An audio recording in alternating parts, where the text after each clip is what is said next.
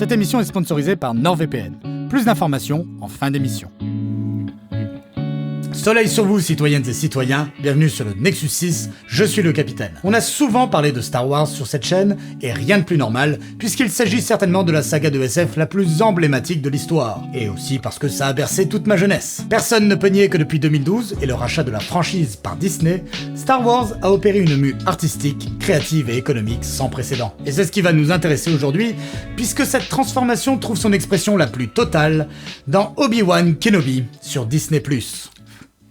La série se situe entre les épisodes 3 et 4. Obi-Wan vit en ermite sur Tatooine afin de protéger Luke, le fils de son ancien apprenti Anakin Skywalker, devenu Dark Vador. Mais la menace plane. Les inquisiteurs, des chasseurs de Jedi, serpentent la galaxie afin d'éliminer les derniers survivants de l'ordre, et l'une d'entre eux, Reva, nourrit une obsession pour Obi-Wan Kenobi et cherchera à le capturer à tout prix.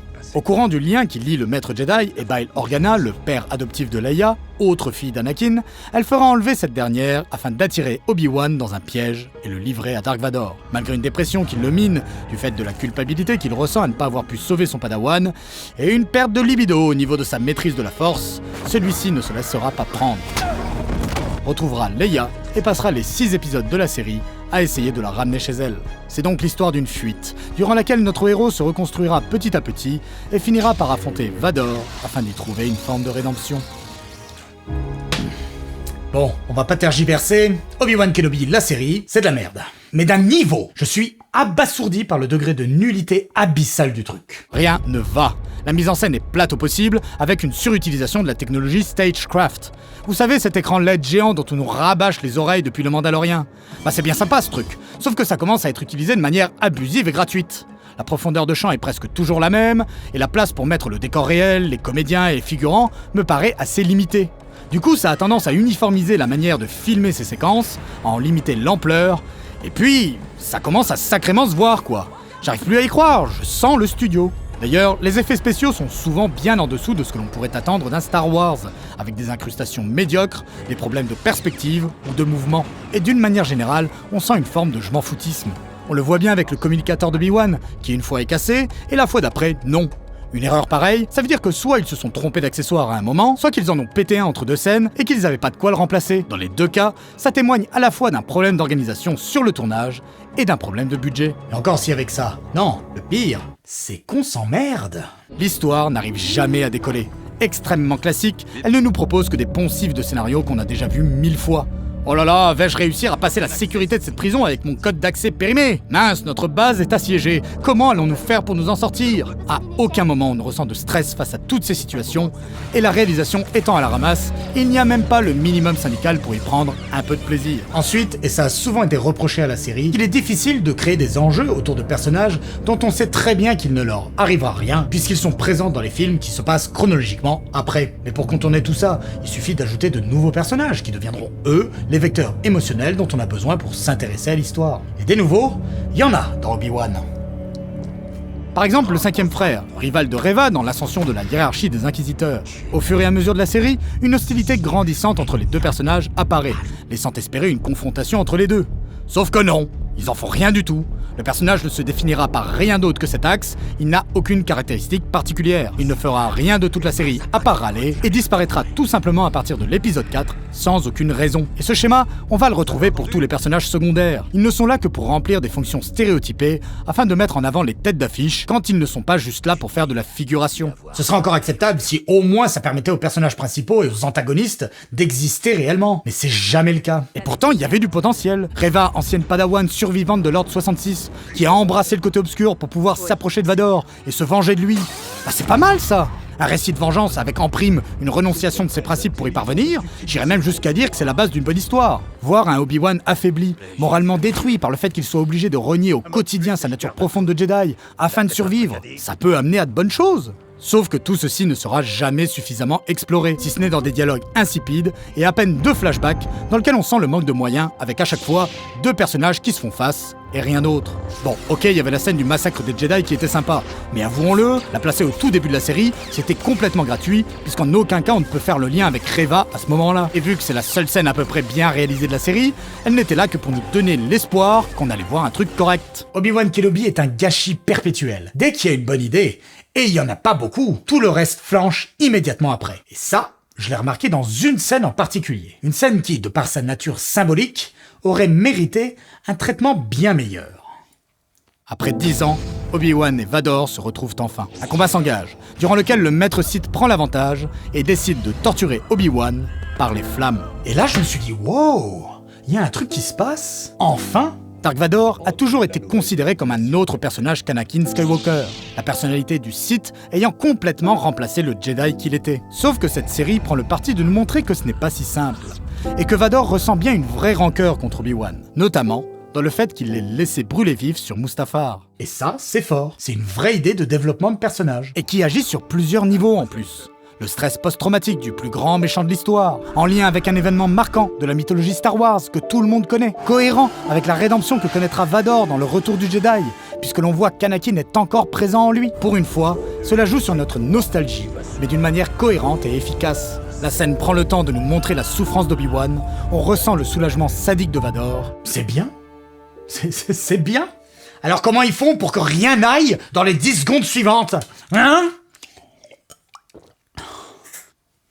Notre asthmatique préféré éteint les flammes grâce à la force, et alors que tout semble perdu pour Obi-Wan, le personnage de rebelle lambda numéro 11 lui sauve la mise en refoutant le feu entre Vador et notre héros. Personne ne la voit, alors qu'elle est littéralement à 12 mètres d'eux, pas même Vador d'ailleurs, qui est quand même censé ressentir les choses grâce à la force, je sais pas moi, comme exactement 5 minutes avant, alors qu'Obi-Wan se cache et qu'il sent sa présence. Bref, notre héros se fait sauver par un robot, aucun Stormtroopers n'arrive à le toucher, mais ça, à la limite, c'est du classique Star Wars. Non, la vraie question que je me pose, c'est pourquoi il n'éteint pas les flammes ? J'ai calculé! Il le fait exactement 20 secondes avant! Il se passe quoi? Il a épuisé sa jauge de force? Non, la seule raison qui explique qu'il ne le fasse pas à nouveau, c'est que le scénario a décidé qu'Obi-Wan devait être sauvé. Des absurdités comme ça, il y en a tout le temps. C'est fou! Mais au moins, ça nous renseigne sur comment la série a été écrite. C'est normal qu'un scénar ait des incohérences. On a trop la tête dedans, on est fatigué. C'est pour ça qu'il faut prendre le temps, le faire relire, s'abreuver des retours pour modifier certaines choses. Là, ils ont tout fait trop vite. J'ai l'impression qu'ils ont filmé la première version des scénarios, sans relecture, sans correction. Pourquoi ? Parce qu'il faut produire. Et plutôt en quantité qu'en qualité. Et c'est aussi pour ça que l'histoire, elle traîne en longueur pour rien. Et vas-y que je marche dans des couloirs, et vas-y que je me mets à faire du parcours sans que cela ait aucun intérêt ni pour le personnage, ni pour l'histoire, ni que ça soit intéressant en termes de mise en scène, et vas-y que je te fous des courses-poursuites molles pour faire galérer mes personnages. Attends. Ou même des scènes de transport en commun avec des dialogues insipides. Ils savent ce qu'ils font, Leia. Je croyais que son prénom c'était Luma. Là, c'était le prénom de sa mère. Je fais souvent l'erreur. Rien de tout ça n'a d'intérêt scénaristiquement parlant, hein. C'est du remplissage pur et simple. Comme ça, tu peux étirer sur 6 épisodes de presque 1 heure, une histoire qui aurait tout simplement pu, ou dû, être un film d'1h30, 2 heures, point. Et c'est ce qui était prévu à la base d'ailleurs. Mais l'échec de Solo dissuadera le studio qui préférera le format sériel afin d'avoir un produit supplémentaire pour Disney+. Du coup, tu peux remplir ta plateforme avec 6 contenus au lieu d'un et justifier son existence. Le voilà, le fond du problème.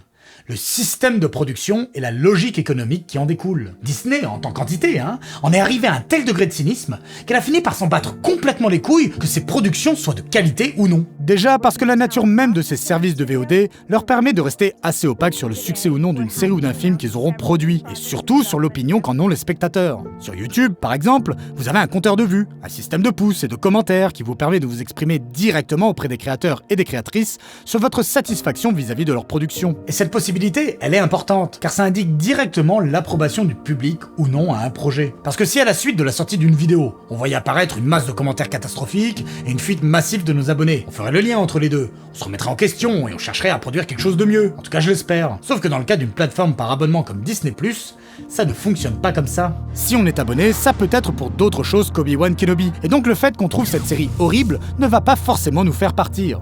Et même dans le cas où on se serait abonné spécialement pour ça, et qu'on la trouve nulle, le reste du catalogue est suffisamment vaste pour nous encourager à rester. Et ça, ils le savent très bien. Donc ils ont aucun intérêt à redresser la barre. Ils se foutent de notre gueule. La seule stratégie qui va être viable à leurs yeux, c'est donc de capitaliser sur des franchises populaires, avec un investissement minimum, mais réparti sur une quantité importante de séries ou de films. Des productions de qualité médiocre qui permettront de brasser et d'attirer un public large, et d'optimiser les bénéfices. Chercher à gagner de l'argent, ça a toujours été un objectif, même pour des séries ou des films qui sont des chefs-d'œuvre. Le problème n'est pas fondamentalement là, il est dans le fait d'en faire la seule raison d'être du processus créatif. Arriver à un système qui renie à ce point toute ambition artistique, ça me terrifie. Parce que si cette philosophie de production devient la norme, avec le temps qui passe, l'envie de créer, l'ambition du travail bien fait et de proposer des choses nouvelles qui bousculent les codes, même au sein des productions mainstream, tout ça, ce sont des valeurs qui risquent de disparaître. Et c'est grave. Il s'agirait donc d'élever un petit peu notre niveau d'exigence, parce qu'ils vont parier sans scrupule sur notre capacité à accepter d'être traités comme des putains de vaches à lait. Alors qu'on s'en fout que Star Wars nous raconte une période de l'univers qu'on n'a jamais vue. Je préfère que la saga s'arrête en fait. Ou, à la limite, avoir un seul film tous les 20 ans,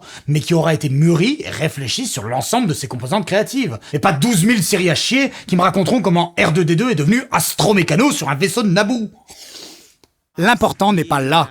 Ça n'est pas suffisant. Un film ou une série doivent être bien écrits et bien mis en scène, au-delà de l'histoire qu'ils nous racontent. Tout comme un livre se doit d'avoir un certain style dans son écriture. Sinon, autant lire des pages wiki si on a envie d'en savoir plus sur un univers. Ça fait tout aussi bien le job. Et même si chacune et chacun d'entre nous ne sera pas d'accord sur ce qu'est une écriture de qualité ou une mise en scène parfaite, y a quand même des bases sur lesquelles on devrait toutes et tous s'accorder. Me présenter et m'iconiser un minimum les nouveaux personnages, à la fois grâce à ce qu'ils disent, mais aussi comment la mise en scène va nous les montrer. Finaliser correctement ses effets spéciaux, éviter les scènes qui ne sont là que pour gagner du temps afin de remplir une grille de programme, travailler ses dialogues afin qu'ils aient toujours un intérêt non seulement dans le développement de l'histoire, mais surtout dans celui des personnages. Laisser du temps aux comédiens et aux comédiennes pour qu'ils puissent travailler leur texte et jouer correctement. Alors admettez que vous êtes une espionne.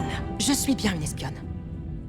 Prendre au sérieux les scènes d'action qui nécessitent un travail particulier en termes de réalisation. Laisser mourir les personnages quand ils se font embrocher par des sabres laser, surtout quand c'est déjà arrivé par le passé dans l'univers dont tu fais partie. Et proposer quelque chose d'innovant qui créera de nouvelles bases plutôt que ressasser les mêmes références ad vitam aeternam. Et y a rien de tout ça dans Obi-Wan Kenobi. Et à part se désabonner en masse, ce qui n'arrivera jamais, je sais même pas quelle serait la solution. Mais peut-être que s'éduquer un petit peu à l'image ou à l'écriture, ça serait un premier pas qui promettrait un avenir plus radieux. Parce que n'oubliez pas que si vous avez bien un pouvoir en tant que consommateur de produits culturels, vous l'avez aussi en tant que potentielle créatrice ou créateur. Donc n'hésitez pas, lancez-vous.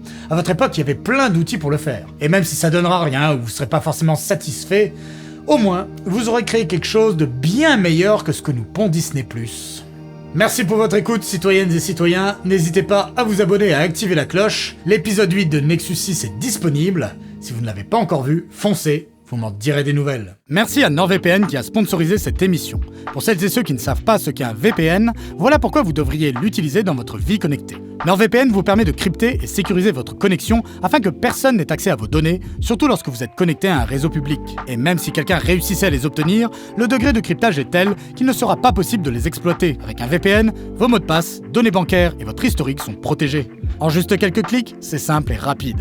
Vous pourrez installer NordVPN sur votre smartphone, votre tablette et votre ordinateur avec un seul compte. Sur le Nexus 6, on l'utilise aussi pour sa fonctionnalité de protection anti-menace, qui vous protège des trackers, des sites malveillants ou des pubs invasives. C'est très pratique puisque ça vérifiera aussi les fichiers que vous téléchargerez et les effaceront immédiatement s'ils sont infectés avant qu'ils puissent endommager vos données. Et ça nous a sauvé plus d'une fois lorsque Cyril s'est permis d'aller sur le Darknet et de télécharger des trucs chelous. Arrêtez de donner des détails comme ça, tout le monde s'en fout! Enfin bref, cette fonctionnalité pourra être activée même sans que vous soyez connecté au VPN. En allant sur le lien dans la description, vous aurez droit à une réduction pour un engagement de 2 ans et 1 mois gratuit. Et comme d'habitude, NordVPN a une politique de test sur 30 jours, donc si vous n'êtes pas satisfait lors du premier mois, vous serez totalement remboursé. Allez, à très bientôt sur le Nexus 6. Ciao.